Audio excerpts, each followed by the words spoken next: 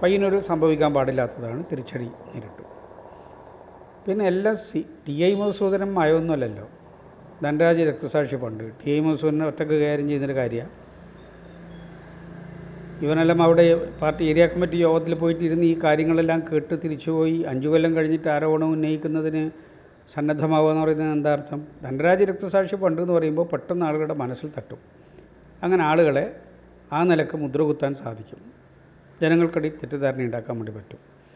ഇപ്പോൾ പല ആളുകളും ഫേക്ക് ഐ ഡിയിലൂടെയും മറ്റു രീതിയിലും പല രീതിയിലുള്ള ആളുകൾ, BJP-ക്കാരുണ്ട്, ലീഗുകാരുണ്ട്, അതോടൊപ്പം തന്നെ പിന്നെ ഇസ്ലാമിക തീവ്രവാദ സംഘടനയുടെ ആളുകളുണ്ട്, ക്രിസ്ത്യൻ വിഭാഗത്തിലെ ആ സ്വഭാവമുള്ള ആളുകളുണ്ട്, UDF-കാർ, കോൺഗ്രസ്സുകാരുണ്ട്. ഇവരെല്ലാവരും മത്സരിച്ച് ഞാനൊരു പോസ്റ്റ് ഇട്ടാൽ അതിൻ്റെ കീഴെ വന്ന് കമൻറ്റ് ചെയ്തുകൊണ്ടിരിക്കുന്നുണ്ട്. കണക്ക് പറയൂ എന്ന് പറഞ്ഞിട്ട്.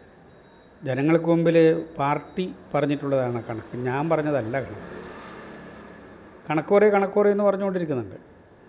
ആ കണക്കിലൊന്നും പാർട്ടിക്ക് വലിയ വിഷമമൊന്നുമില്ല. പിന്നെ ചില ആൾ ചോദിക്കുന്നത് നിങ്ങൾ എന്താ കേസിന് പോകാത്തത്? ഈ പുരുഷോത്തമൻ തന്നെ ചോദിച്ചിട്ടുള്ളൊരു കാര്യം എന്ന് പറഞ്ഞാൽ ഏഷ്യാനെറ്റിന് പിന്നെ നിങ്ങൾ 5 കൊല്ലം മുമ്പ് നോട്ടീസ് അയച്ചിട്ട് എന്തുകൊണ്ട് ആ കേസ് മുന്നോട്ടേക്ക് പോയില്ല? ഏഷ്യാനെറ്റിൻ്റെ മറുപടിയുണ്ട്. ആ മറുപടിയിൽ 4ാമത്തെ പാരഗ്രാഫ് പറയുന്നത് നിങ്ങളുടെ ബാങ്ക് അക്കൗണ്ട്സ് മുഴുവനും ഞങ്ങളുടെ കയ്യിലുണ്ട് എന്നാണ്.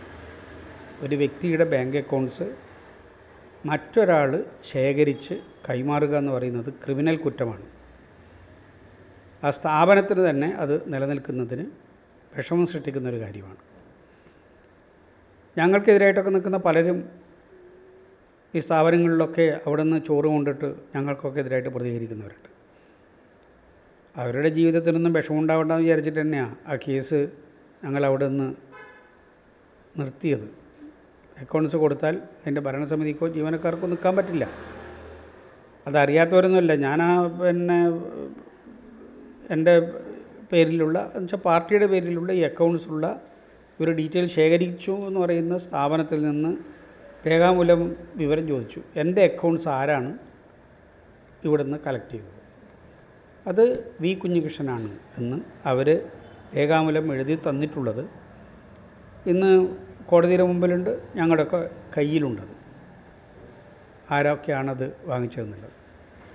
അത് ചെയ്തത് ഒരു ജനപ്രതിനിധിയായിട്ട് ഇപ്പോൾ നിൽക്കുന്ന ഒരാൾ ചെയ്തത് ശരിയാണെന്ന് പറയാൻ പറ്റും.